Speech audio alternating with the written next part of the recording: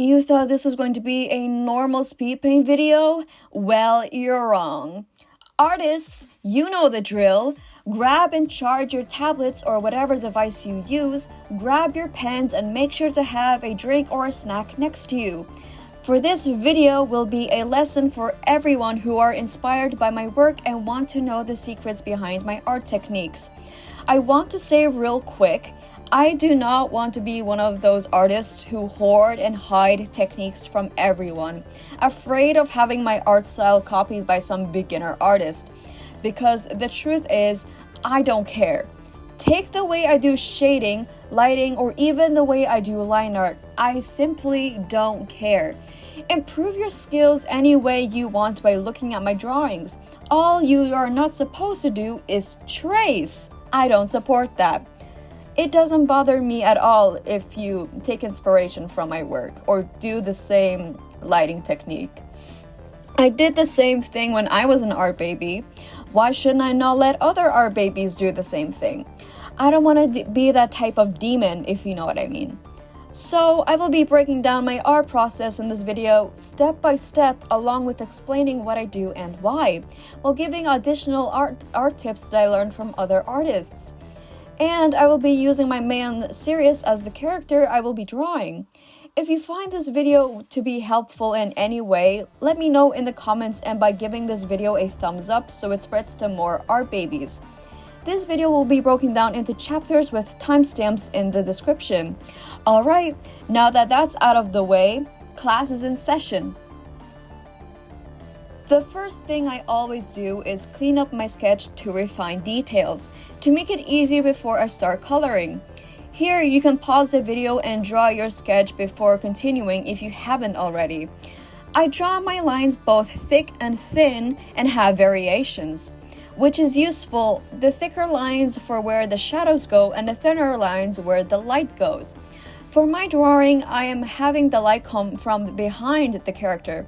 So I have a lot of thicker lines on the front of the character and thinner lines on the back. Once the clean sketch is done, I lower the opacity of it because I don't want the sketch to be visible in the finished piece. Lower it to your liking, but make sure you can still see it. Coloring. The easier way to color is by using the lasso tool to select the character, but in my case, I don't do that. I like to just jump straight into coloring. As you see, the cleaner sketch isn't as visible, but you can still see it. This is a way I almost do lineless art and try to achieve that semi-realistic look.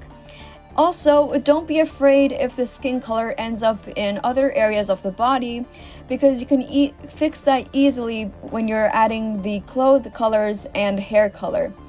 When the flat coloring is done, I move on to painting the skin. This is something I'm still learning, but I have gotten the hang of it. Below where the cheekbones are, under the eyebrow, the side of the nose, under the nose, and under the bottom of the chin, I added dark colors that isn't the same shade as the base skin color. And on top of that, I added another layer with a different and colder color to the skin, before adding light to the skin. This is because the skin isn't the same flat color depending on which part of the face has more blood, flesh, and muscle. And looking at a reference for where the general parts of the face is normally darker, depending on how the face is structured. And no, this is not shading. If you look at yourself in the mirror, you can see which part of your face is generally darker no matter where the light comes from. And that usually happens on the areas I pointed out. In the first layer of shading, I chose a dark red color and set the layer to multiply to make it darker. Then I lowered the layer opacity so the shading doesn't end up being too dark. I added the first layer of shading mainly around the muscles to make them more toned. Then I take the blending tool to blend out the shading. Take note not to blend it too much or else it will look like you just took an airbrush. When you blend, don't be afraid to leave some texture behind, so the shading isn't too hard but not soft at the same time. In the second layer of shading, I took a purple color and also set it to multiply with the layer opacity lowered. You can lower it to your liking so you don't have to really copy what I do exactly. Keep in mind, this will only be placed in the areas which will be darker on the body, not exactly in the same areas where most of the red shading is. Anywhere that doesn't receive a lot of light or anywhere the light won't reach, such as under the armpit, under the chin, the knuckles, anywhere that won't receive a lot of light. Shading in your hair can also make your hair look layered, that it isn't flat, and I find that to be very helpful. Now we are going to do the same thing and blend out the second layer of shading the same way we did with the first layer. And again, do not blend it too much, but also don't blend it too little, so it has that mix in between soft and hard shading. Like I mentioned at the start, the light will be coming from behind my character, but you can choose wherever the light can come from on your drawing. So the shoulders and the back of the neck, the katana case, and the back of the head will be getting a lot harder light and a lot more light. With the lighting being a bright red as my color of choice, I set the layer to glow and lower the opacity a little bit. I used a soft eraser and blur tool on the areas of the body where the light doesn't hit that much. I blend the lighting just a tiny bit because the areas of the body which is closer to the light will receive a much harder light. Then I use an airbrush and set it to overlay to add a glow around the character. I learned this from Blue Biscuits when she did her video on how she does light and her methods. The areas that aren't receiving any light, I went and added a blue color to contrast the red light on the opposite side of the character where the red light is not hitting. I have seen Natrix do this and it helps a lot if the lighting is mainly warm colors. You add some dark colors to the areas where the warm light doesn't hit to help contrast it. For some extra little bits of light, I added highlights to the hair, which usually is bright when the light hits it. I went with white since it helps contrast the strands and makes the dark hair more visible. Since his eyes are also glowing, considering he is a cyborg, I added a small amount of yellow glow around the eyes before going with an airbrush to make it seem like his eyes are really bright. This method isn't really preferred by some more professional artists. They usually tell you to just add a tiny bit of glow around the eyes and blur it a little bit. But I do go with both by adding that and the glow with an airbrush, and to make them stand out more, which I really like.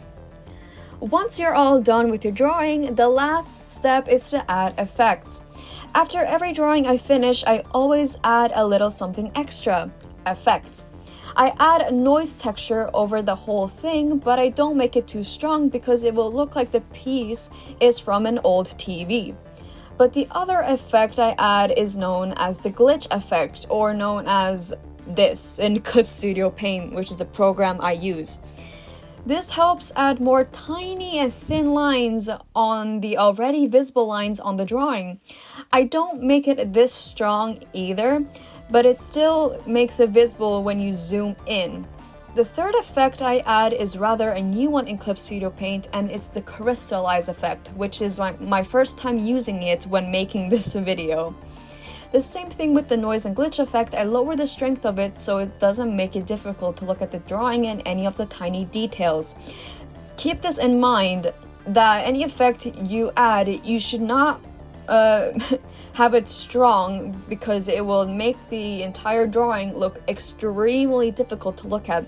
So lower it just enough so it's there when you zoom in, but so it also doesn't ruin anything on the drawing and make it hard to look at.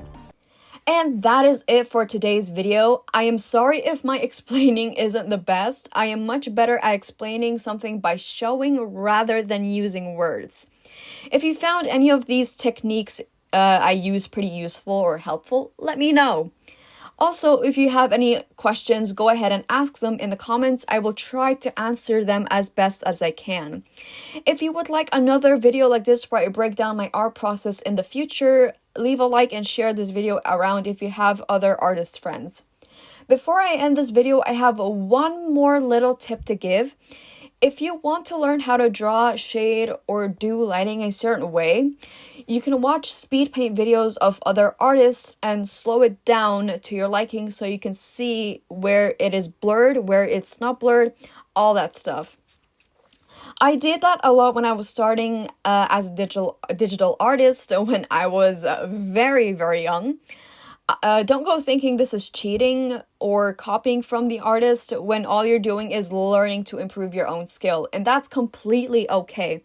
I encourage everyone to share their skills and uplift smaller and younger artists to help them. And be mindful to give actual helpful critics instead of just saying your art bad, okay? Because I've seen a lot of people do that to smaller artists and it really hurts to see that. It's sad, okay? With that being it for today, I will see you guys on whatever video I decide to upload next. Toodles!